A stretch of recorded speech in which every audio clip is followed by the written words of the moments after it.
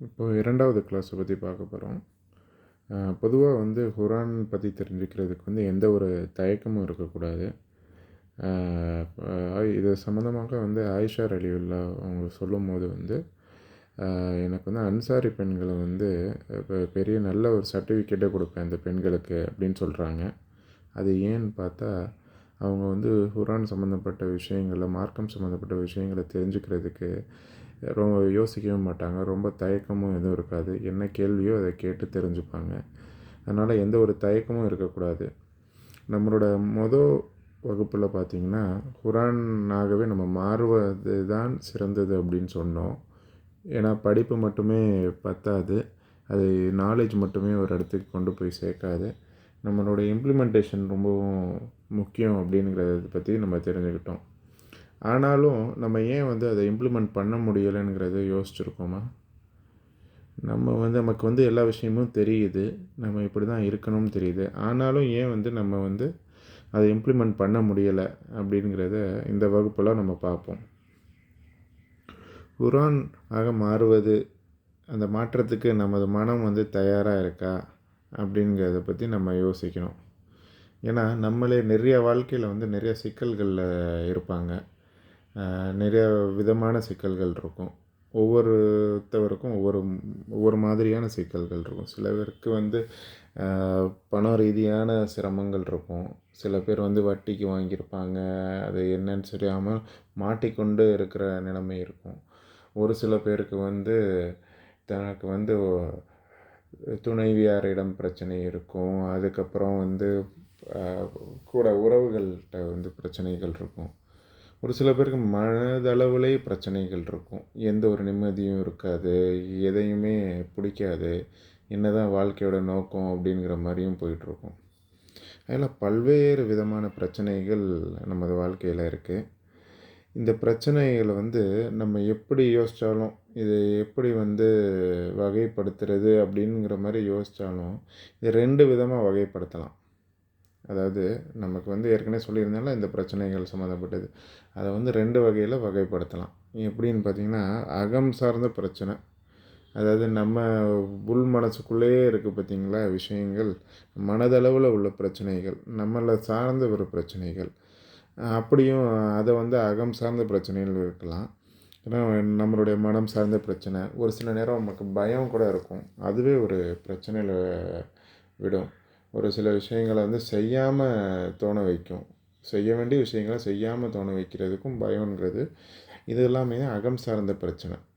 இன்னொன்று வந்து புறம் சார்ந்த பிரச்சனை. நமக்கு வந்து இறை அச்சம் இல்லாமல் இருக்கும். இப்போ வேறு ஒருத்தவங்களோட புறம் சார்ந்து ஏதாவது பேசிக்கிட்டு இருப்போம், அவங்கள சம்மந்தப்பட்டது. அது இல்லாமல் வேறு வெளியிலேருந்து வர பிரச்சனைகள், வெளியிலேருந்து வர சிக்கல்கள், இந்த மாதிரி பிரச்சனைகள் 2ஆக வந்து நம்ம அகம் புறம் அப்படின்னு 2ஆக வந்து நம்ம பிரித்து இது பண்ணிக்கலாம்.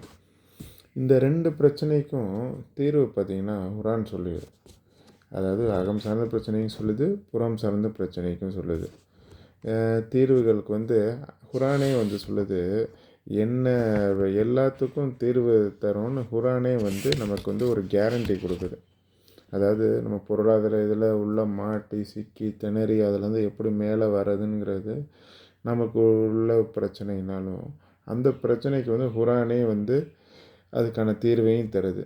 நீங்கள் வந்து இம்ப்ளிமெண்ட் பண்ணுறது மட்டும்தான் உங்களோட வேலை. நீங்கள் என்ன இது பண்ணுறீங்களோ, என்ன சொல்ல வருதோ குரான், அதுலேருந்து நீங்கள் இம்ப்ளிமெண்ட் பண்ணுறது தான் உங்களோட வேலை. ஏன் வந்து நமக்கு வந்து இப்படிப்பட்ட பிரச்சனைகள் வருது, ஏன் வந்து நமக்கு வந்து ஒரு விடிவு காலம் வர மாட்டேங்குது அப்படின்னு நம்ம நினச்சிக்கிட்டு இருப்போம். இதற்கெல்லாம் நமக்கு வழிகாட்டுறது வந்து குரான். மனித குலத்திற்கே வந்து வழிகாட்டுவதற்கு நீங்கள் வந்து எப்படி போகணும் என்னென்ன ஒரு கிளியரான ரூட்டே போட்டு கொடுத்துருது. எங்கே போய் சேரணுமோ அந்த டெஸ்டினேஷன் எங்கேயோ அதுக்கான கிளியரான ரூட்டே போட்டு நமக்கு வந்து குரான் கொடுத்துருது. அத்தியாயம் 65 வசனம் 2, யார் அல்லாஹ் பயப்படுகிறாரோ அவருக்கு அல்லாஹ் போக்கிடத்தை ஏற்படுத்துவான். அதாவது நமக்கு வந்து நம்ம ஏதோ ஒரு சிக்கலோ ஏதோ இருக்கோம்னா, நம்ம ரொம்ப அல்லாஹ்வுக்கு பயந்து இருக்கோம்னா, அதுக்கான அந்த சிக்கல்லேருந்து வெளியில் வர்றதுக்கான ஒரு எக்ஸிட் ரூட்டே வந்து அல்லாஹ் கண்டிப்பாக காட்டிடுவார். அதுக்கான நமக்கு வந்து முக்கியமான தேவைப்படுறது இறை அச்சம். இதை மட்டும் பண்ணோன்னா நமக்கு அதுக்கான ஒரு ரூட்டு நமக்கு மேப்பே வந்து கிளியராக வந்துடும்.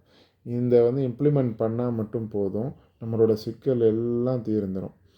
இப்போ வட்டி பிரச்சனையே இருக்குதுன்னு வைங்களேன், அந்த பிரச்சனையிலேருந்து நமக்கு விடுபடுறதுக்கு வந்து நம்ம அல்லாஹ்வை நாடணும்னா நமக்கு வந்து அதுலேருந்து நமக்கான இறை அச்சத்தோடு நம்ம ஒரு விஷயத்தை அப்ரோச் பண்ணோம்னா கண்டிப்பாக நம்ம இவங்க ஹெல்ப் பண்ணுவாங்க, அவங்க ஹெல்ப் பண்ணுவாங்க அப்படின்னு நம்ம நினைக்கிறோம். மனிதர்களை நினச்சிக்கிட்டு இருக்கோம். மனிதருக்கு மேலே உள்ள மனிதரே படைத்த அல்லாஹ் வந்து அல்லாட்ட நாடணும்னா அந்த பிரச்சனைக்கான பெரும் சொல்யூஷன் வந்து நமக்கு கிடைச்சிரும். இதை வந்து உத்தரவாதமாகவே வந்து அல்லாஹ் வந்து குர்ஆன் வழியாக வந்து நமக்கு காட்டுறான். அடுத்து பார்த்திங்கன்னா, இதை வந்து பல வருடங்களாக வந்து இம்ப்ளிமெண்ட் பண்ண பல ஆயிரக்கணக்கான ஆண்டுகளாக வந்து நமக்கு வந்து இம்ப்ளிமெண்ட் பண்ணிகிட்டே வந்திருக்கேன். இது வந்து ஒரு சக்ஸஸ்ஃபுல்லான மாடல். இந்த மாடலை வந்து இம்ப்ளிமெண்ட் பண்ணிகிட்டே வந்துட்டுருக்கோம். அதே மாதிரி பார்த்திங்கன்னா, யூனுஸ் நபி அவர்கள் வந்து இறைவனிடம் வந்து ஒரு நாள் உபதேசங்களை பெற்றார். அதுக்கப்புறம் அங்கே உள்ள மக்கள்கிட்ட வந்து போய் அந்த உபதேசங்களை சொன்னார். ஆனால் மக்கள் வந்து யாரும் அதை வந்து கேட்டுக்கல. மக்கள் ஏற்கனால ரொம்ப இங்கே அங்கே போனார். ரொம்ப வெறுப்பாகி என்ன இப்படி இது எல்லாம் வந்து உங்களை இது படைச்சு உங்களை வந்து உங்களை அழிச்சிருவார் இப்படியே போயிட்டு இருந்தீங்கன்னா அப்படின்லாம் ரொம்ப இது பண்ணி கோபம்லாம் பட்டு கடைசியில் போயிட்டு வரும்போதும் ஒன்றும் நடக்கலை. அப்படிங்கிறப்ப அவர் வந்து ஒரு மீனில் போய் மாட்டிடுறாரு. அந்த நேரம் அவர் என்ன யோசிச்சிருப்பார்? அல்லாவே என்னை காப்பாற்று, அல்லாவிடமே அவர் வந்து எல்லாத்தையும் விட்டுட்டார். அதுக்கேற்ற மாதிரி அவருக்குமே வந்து ஒரு ரூட் வெளியில் வந்துடுது. இந்த மாதிரி தான் பல கணக்கான ஆண்டுகளாக வந்து இந்த சக்ஸஸ்ஃபுல்லான ஒரு விஷயத்தை வந்து நம்ம வந்து இம்ப்ளிமெண்ட் பண்ணணும். அப்படி பண்ணி யூனுஸ் நபி பண்ண மாதிரி வந்து நமக்கும் வந்து ஒரு நல் வழி வந்து அல்லாஹ் காட்டுவான். இப்படி மாட்டிக்கிட்டோம், நம்ம எப்படி வந்து இந்த சிச்சுவேஷன் வந்து வெளியில் வர்றது? அதே மாதிரி வந்து பல வருடங்களாகவே வந்து எத்தனையோ முஃமின்கள் வந்து இந்த மாதிரி வந்து பிரச்சனையிலேருந்து வெளியில் வந்திருக்காங்க. இந்த மாதிரி யாக்கூப் அலைஹிஸ்ஸலாம் வந்து அவர் பையன் மேலே, யூசுஃப் நபி மேலே ரொம்பவுமே பாசத்தோடு இருந்தாங்க. அதை பார்த்து அவங்களோட கூட பிறந்த சகோதரர்கள்லாம் பொறாமைப்பட்டார்கள். அவரை வந்து ஒரு கிணத்துல வந்து தள்ளினாங்க. சூரா யூசுஃப்லேயும் அதை பற்றி அத்தியாயம் 12 வசனம் 86 வந்து அதுக்கான ஃபார்முலாவை வந்து சொல்லியிருக்காங்க. என்னென்னா, நீங்கள் வந்து மாற்றத்துக்கு தயார்னா உங்களை வந்து குர்ஆன் வந்து அந்த மாற்றத்தை நோக்கி எடுத்து செல்லும். சிக்கல் வந்து இருக்குது. அந்த சிக்கலை வந்து எப்படி அதிலேருந்து மீள்வது, சரியாகத்தான் அந்த சிக்கலை எப்படி அணுகுவது, அப்போ தான் அதுக்கான மாற்றம் வந்து நமக்கு கிடைக்கும். அதே மாதிரி வந்து இவ்வளோ விஷயங்கள் வந்து குர்ஆன் சொல்லுது. நமக்கு வந்து ஒரு கேரண்டியும் கொடுக்குது. கண்டிப்பாக மாற்றம் இருக்குது. ஆனாலும் நம்மளும் படிக்கிறோம், வசனம் கேட்குறோம் குர்ஆனில், நம்ம இத்தனை நாள் ஹதீஸ்களை கேட்குறோம். ஆனாலும் நம்ம வாழ்க்கையில் ஏன் பெரிய மாற்றங்கள் ஏற்படலை? இதை வந்து நல்லா சிந்திக்க வேண்டிய விஷயங்கள். எவ்வளவோ விஷயங்கள் நம்ம கேட்டிருக்கோம். எவ்வளோ வருஷங்களாக நம்ம வந்து எல்லாமே வந்து இம்ப்ளிமெண்ட் பண்ணுறோம். ஆனாலும் ஏன் நமக்கு வந்து இந்த மாற்றங்கள் ஏற்படலை? இதை பற்றியுமே வந்து குர்ஆன் வந்து நமக்கு வந்து சொல்லுது. அத்தியாயம் 50 வசனம் 7 வந்து யாருக்கு உள்ளம் இருக்கிறதோ அவர்களுக்கே இதில் படிப்பினை இருக்கிறது அப்படிங்கிறது வெட்ட வெளிச்சமாக சொல்லியிருக்குது. அதாவது நம்ம கல்பு அதுதான் மிக முக்கியம். எல்லாருக்கும் மாற்றம் வந்து நடக்காது. அப்படி நடக்கவும் இல்லை. கரெக்டாக எல்லாருக்குமே அப்படி நடந்துடாது. இதுக்கு வந்து முக்கியமான குவாலிட்டி வந்து நமக்கு என்ன? நம்ம மனம், கல்பு அது வந்து தயாராக இருக்கணும். அதை வந்து ரிசீவ் பண்ணணும். கரெக்டாக உதாரணத்துக்கு பார்த்திங்கன்னா, நம்மள்கிட்ட ஃபோன் இருக்குது. அந்த ஃபோனில் வந்து எல்லாம் சரியாக இருக்குது. நம்மள்ட்ட ஃபோனும் இருக்குது, புது ஃபோனு, புது மாடலு, எல்லா ஃபீச்சர்ஸும் சரியாக இருக்குது. ஆனால் அங்கேருந்து கால் பண்ணால் நம்ம கால் ரிசீவ் ஆகலை. ஏன் இப்படி என்ன ஒன்றும் புரியலை. எல்லாம் டவர் எல்லாம் கரெக்டாக இருக்குது, அந்த பக்கத்துலேருந்து பண்ணுறவங்க ஃபோன்லாம் சரியாக இருக்குது, அங்கேருந்து கால் பண்ணுறாங்க, எல்லா விஷயத்துலையும் சிம்மு போட்டிருக்கு, எல்லாம் இருக்குது, எல்லாம் இருந்தாலும் ஆனாலும் நமக்கு ஏன் வந்து அந்த கால் அந்த செய்தி நமக்கு வந்து சேரலை அப்படின்னா நம்ம வந்து ஏரோப்ளேன் மோடில் போட்டிருக்கோம் ஃபோனை அப்படின்னு அர்த்தம். அது என்ன பண்ணுது, நம்மளை ரிசீவ் பண்ண விடாமல் பார்த்துக்குது, நம்ம கால் வராமல் பார்த்துக்குது. இந்த மாதிரி வந்து நம்ம கல்வை வந்து எப்போதும் ஓப்பனாக வச்சுக்கணும். எந்த ஒரு விஷயத்துலையுமே வந்து க்ளோஸ்டாக வச்சுக்கக்கூடாது. அப்போ தான் நமக்கு உள்ளே இறங்க இறங்க இறங்க ஒவ்வொரு வசனமும் நமக்கு வந்து பெரிய மாற்றத்தை ஏற்படுத்தும் நம்ம வாழ்க்கையில். ஆனால் ஏன்னா குர்ஆன் வந்து தயாராக இருக்குது, நம்ம தயாராக தான் இருக்கிறோம். ஆனால் நம்ம மனசு வந்து நம்ம கல்வை வந்து நம்ம இறுக்கமாக வச்சுக்கிட்டு இருக்கோம். அதை வந்து ஓப்பனாக அது என்ன சொல்ல வருதுன்னு அப்படி உள்வாங்கினா தான் நமக்கு வந்து பெரிய மாற்றம் இருக்குது. ஒரு சில நேரத்தில் மாற்றத்தில் நமக்கு வந்து புல்லரிச்சே போயிடும். அதில் உள்ள வசனங்கள் எல்லாம் கேட்டு நமக்கு வந்து எந்த அளவு நம்ம வாழ்க்கையில் அது ரிலேட்டடாக இருக்குது அப்படின்னு பார்த்திங்கன்னா, நமக்கு சில வசனங்கள்லாம் நமக்கு ரொம்ப புல்லரிச்சிடும். ரசூல்லா அவர்களே வந்து ஒரு தடவை சஹாபியை வந்து ஓத சொல்லிவிட்டு, நல்லா ஓதுங்க அப்படின்னு சொல்லிட்டு அது கேட்டுகிட்டே அவருக்கு அப்படியே கண்ணில் தண்ணீரும் புல்லரிச்சு போயிடுது. இந்த மாதிரி வந்து அவங்க இப்போ ரசூல்லா அவர்களுக்கு வந்து வந்த மாதிரி நம்மளால் ஏன் இதை வந்து இம்ப்ளிமெண்ட்டே பண்ண முடியல? நம்ம ஏன்னா நம்ம கல்வை வந்து அப்படி வச்சுக்கிட்டு இருக்கோம். நம்ம வந்து ஓப்பனாக இருக்கணும்.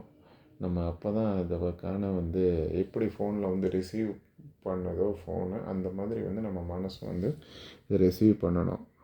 பண்ணால் மட்டும்தான் நம்ம தயாராக இருக்கிறோம். ஃபஸ்ட்டு ஸ்டேஜே ஒரு விஷயம் வந்து நம்ம செயல்முறைப்படுத்துகிறோன்னா அதுக்கு நம்ம மனதளவில் தயாராக இருக்கணும்.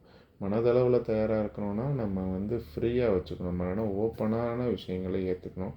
ஏற்கனவே இருந்த விஷயங்களை விட்டுட்டு சரிசமமாக மனதை வந்து ஒருநிலைப்படுத்தி ஓப்பனாக இருந்தால் தான் அது என்ன விஷயங்கள் வருதோ அது எழுதுவாங்க. ஏன்னா குர்ஆன் வந்து கேரண்டி கொடுக்குது, நான் உங்களை வந்து மாற்றுறேன் அப்படின்னு சொல்லி.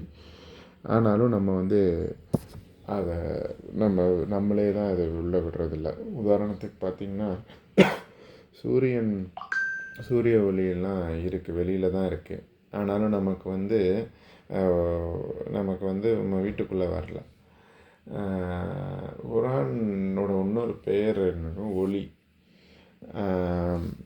ஏன் வந்து அப்படி சொல்கிறோம் அப்படின்னா, அந்த ஒளிங்கிற ஒரு அர்த்தத்தில் இருக்குது அப்படின்னா, அது வந்து நமக்கு உண்டான ஒரு வெளிச்சத்தை கொடுக்குது நம்ம வாழ்க்கைக்கு. இப்போ பார்த்திங்கன்னா சூரியன் நான் சொன்னேன்ல, அதே மாதிரி வந்து சூரியன் வந்து என்னதான் வெளியில் இருந்தாலும் பகலாக இருந்தாலும் நமக்கு உள்ள நம்ம பாட்டு கதவெல்லாம் மூடிட்டு இருந்தால் இருட்டாக தான் தெரியும்.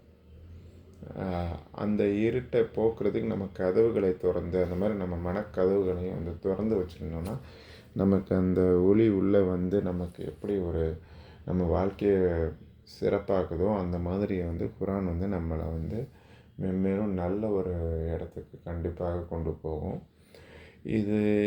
இதை வந்து இம்ப்ளிமெண்ட் பண்ணுறதை பற்றி, இது வந்து ஏன் இன்னமும் நம்ம மனதளவில் ஏன் ரெடி ஆகிறோங்கிறத பற்றி அடுத்த வகுப்பில் நம்ம பார்ப்போம். நன்றி.